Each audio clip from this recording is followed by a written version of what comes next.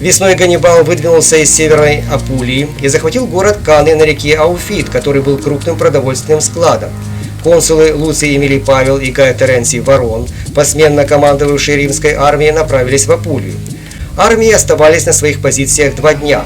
1 августа Ганнибал оставил лагерь и предложил дать бой, но нерешительный консул Павел от боя отказался. Дождавшись своей очереди командовать, консул Варон проявил большую рьяность. В битве, следуя традиции, он разместил пехоту по центру, а кавалерию на флангах. Пехота была построена плотной массой на сокращенных интервалах между отрядами. Глубина римского строя была удвоена и составляла 36 шеренг. Стояла цель мощным ударом пехоты продавить и затем прорвать вражеский фронт. Ганнибал поставил в своем центре более слабых иберийцев и галлов. Причем выстроил их выгнутой вперед дугой в 12 шеренг, чтобы было куда отходить под напором римлян. А на левом и правом флангах расположил тяжелую ливийскую пехоту. На левом крыле он поставил иберийскую и гальскую кавалерию, а на правом – нумидийскую конницу. Римским войскам не хватало боевого опыта. Они были наспех собраны и кое-как обучены. Очевидно, этим и объяснялся столь плотный и глубокий строй легионов. Недостаток умения своих солдат Теренций и Варон намеревался компенсировать их плотностью.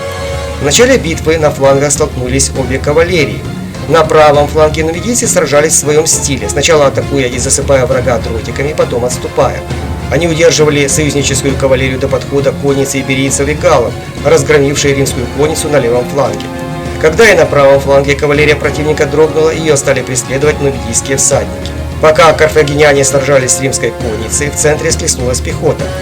Постепенный отход галлов и иберийцев под мощным напором римлян образовал подобие вогнутой подковы. Но прорвать 12 рядов этой пехоты римлянам так и не удалось. В центре находился воодушевлявший пехотинцев Ганнибал. Передние ряды римлян медленно продвигались вперед, втягиваясь в приготовленный для них мешок. Намереваясь быстрее расправиться с отступавшими галлами и иберийцами, римляне проигнорировали ливийские подразделения, находящиеся на концах образовавшегося полукруга.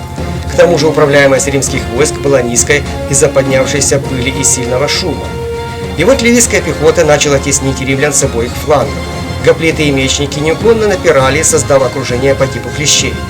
А после расправы карфагенской кавалерии с римской, она с тыла атаковала центр противника. В результате большая часть римской пехоты попала в котел, из которого не было выхода. После этого началась настоящая резня. В большущей тесноте упавших затаптывали и свои, и чужие. Лишь 10 тысячам римлян удалось прорваться и бежать в близлежащий город Канузий. Убитых и пленных было великое множество.